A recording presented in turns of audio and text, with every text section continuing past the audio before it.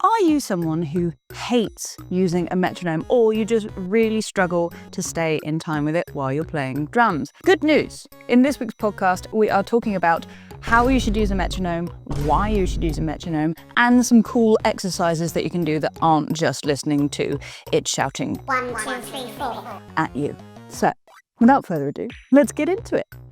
Hello everybody and welcome to the Missing a Beat podcast, the podcast where we talk about drumming related topics and answer some of the biggest drumming related questions. Today we're here in the Zoo Room at the Sound Service headquarters here in Berlin, and I'm joined by my co-host Chris Keeling, and he's going to tell me, what are we talking about? The metronome. There's a lot to say about the metronome. It should be your best friend. I think people hate the metronome. It's Marmite. I personally even have that within myself. I love having it on stage. I feel like it's really, really great when you're doing certain types of music, and it just helps keep you steady, and that's really useful. I have to say, I hear it so much as a drum teacher that it drives me mental when I hear it in the background bleeping. I think there is actually one just in here constantly, just ticking over. Yeah, it's interesting because there was drummers with great time before metronomes could really be played with the modern drum kit, right? Because they weren't loud enough. But also you go back and you listen to music before the metronome and it waved everywhere, and you know, for better or worse. And that was interesting as well. But I think as a modern drummer, being able to efficiently play to a metronome is pretty important. If you want to take it to the next level. Or even just in general, I think if you play, because you play everything you're going to be playing along to, even if you're just having fun playing to songs, so much of it is going to be being able to play, have a really good inner clock and have that just innate. See, I'm the complete opposite to you. I hate having it on stage because usually, sometimes if you're the only one with the click, and the band is all over the shop because most other musicians don't spend as much time with the click as the drummer does.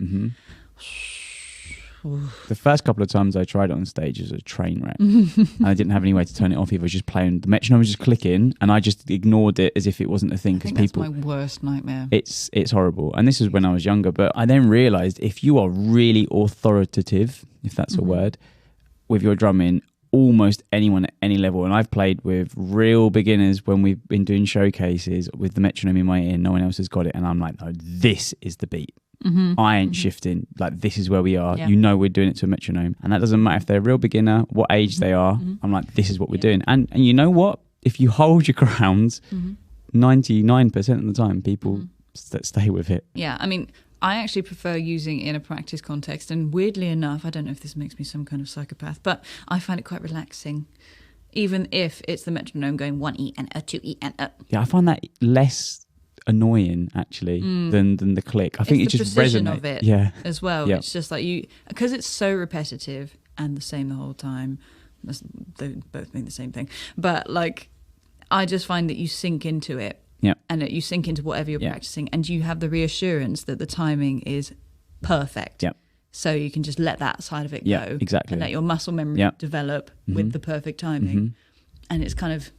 And that's exactly why I like it on stage. Actually, I can get into more of a meditative flow because that's holding that tempo. Yeah, it does stop me from second guessing myself. I'm just like, that's it, that's doing that. I'm now just focusing on my parts and enjoying playing. And there are, I mean... in different projects, I will turn the metronome off at different points in different songs because we want it to breathe, and there's that. But there's like certain things, and the mentality with a band as well. Sometimes they know you're playing to a click, they don't mess with you. Whereas they're like, no, we want it faster because they feel that, right? You know, you see it in a lot of early Nirvana performances where they just and it's just they just all, and it's like they're just the adrenaline. Again, this comes down to, is it good or bad? And this is a completely different topic. But like, it changes the feel of things. You don't have as much flex. Like sections changing from like chorus to verse, having a different vibe. People sitting in front and behind the beat, that whole thing is a different topic, and we won't go into it because this is about you and how do we use a metronome when practicing. How can we? Because it's not just a case of, yes, you can put it on the quarter note and it can give 1, 2, 3, 4, and you work around that, but you have other options. So what do you like to do that isn't just that?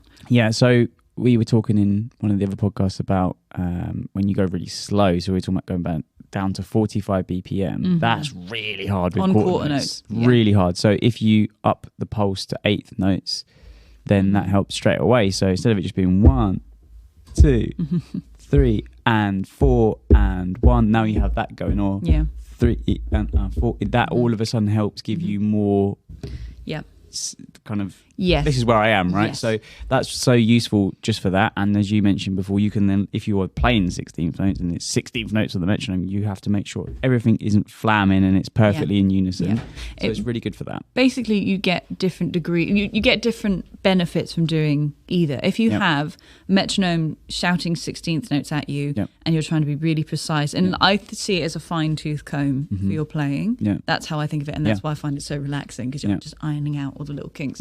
But if you go the other way and you have a metronome on 45 BPM, let's say, and you have to play, this is the exercise that's really good for this, you have to play a quarter note groove, nothing else, just that. And then you'll see how much space you've got in between that. And the exercise is you fill that in with your own sense of timing. You can either feel it, so 1, 2, and you can fill in the 16th notes, 1, 2, and you gradually get more precise as you do that, and that is developing what we call your internal metronome, which is something you really, really want. And that's better for then moving away from actually having a click, because then you've got your own internal metronome and your natural timing is much better, opposed to relying on a metronome. So there is a fine balance with it, but most people probably aren't using a metronome enough. So that's true. It's probably not the issue. Another way I can't remember if this was a masterclass or a teacher had, they actually, to fill in the gaps, they did that all the time when they played drums the whole time. Really? Interesting. And they said they just got so used to doing that. That was their... That's why you see people with a twitchy leg, for example, the heel going all the time, because there's a physical, tangible thing going on, holding time, and that's what this helps develop. Even if that's why you see people feeling a groove, because they're literally physically feeling the time. And fill in the gaps. Yes. Yeah, exactly. Absolutely. If this podcast is inspiring you to start getting that dusty metronome out, down in the description below you can download 2 of our free ebooks, both of them relating obviously to the metronome. Both of these come with a free recorded workshop to go alongside it, so you have some video support as well. Doesn't that sound amazing? Yes, it does. That's why we did it. So, other than that, let's get back to the video. Have a good day. I had a student that was really serious rower, and they were able to do certain amount of stroke, 57 I think it was, or something, in a minute, or whatever it was. I might get that number wrong. But their timing in distance from the metronome was absolutely impeccable, and they could just play at 57 beats or whatever it was per minute. And then he learnt to understand what 1 extra stroke was on that, and then so he knew what 1 BPM was in essence, and his timing was way better than mine. Like we used to do the exercise where you'd put the metronome on for a bar, drop it out for a bar, put it on, drop it out. He could have it for a bar or two at certain tempos and go for 2 minutes. I've turned it down and I can see it flashing in time, and he's still in time. And he's barely played the drums at this point, right? And so you're like, he's developed his inner clock from that timing. And that's what you can do with working with a metronome. Infuriating. But what was interesting, what he then struggled was with getting the feel of things. It was all very mechanical and perfect. Robotic. It's all and so that was the next thing, obviously, where you come off of the metronome is being able to make that flow and just feel natural and not robotic. Yeah. And that's robotic. Yeah. Wait. Sorry. Okay.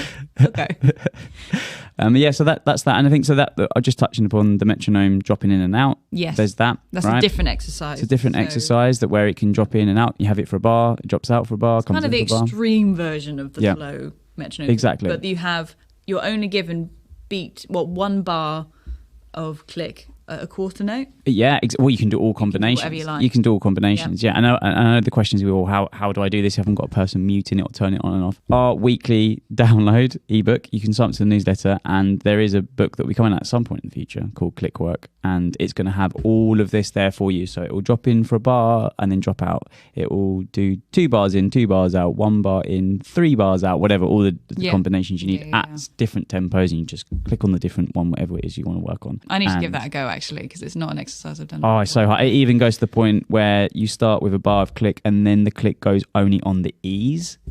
only on the ands, only on the us. So anyone's Ew. ever, that's really hard. Gross.